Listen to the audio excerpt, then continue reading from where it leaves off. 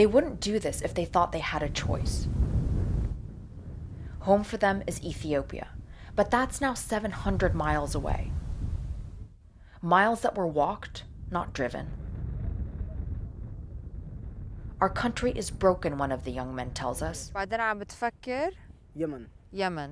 From Yemen, he says he can get to Saudi for work, to send money to his mother.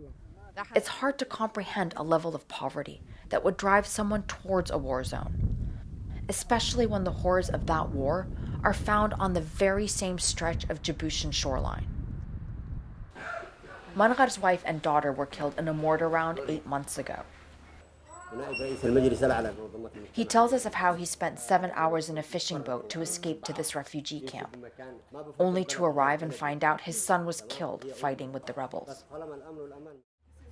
مرحبا أهلا كيفك أنا اسمي أروى.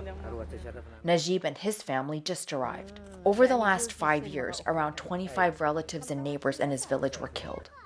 In the same area, we ask? Yes, he responds.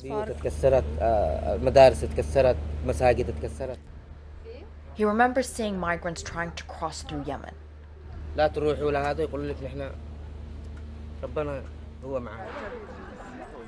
Just across the road at this transit center, there are hundreds of Ethiopians waiting to be repatriated home. Hundreds who wanted to make the trip to Yemen. 13-year-old Muaz says he was stopped by police before he could get on the boat. Says he didn't know there was a war in Yemen. And neither did the other children here.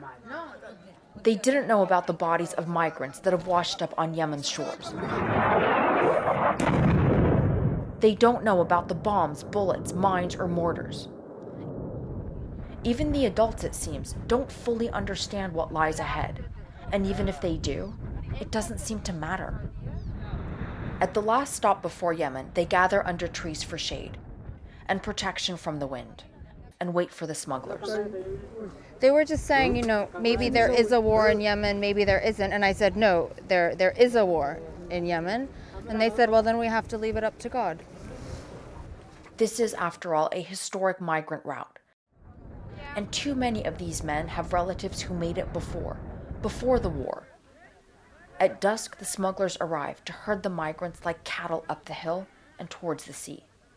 One of them tells us he sends groups as big as 200 across to Yemen in a day. We ask to follow, but he warns us away. It's the last we see of them. Arwa Damon, CNN, Obook, Djibouti.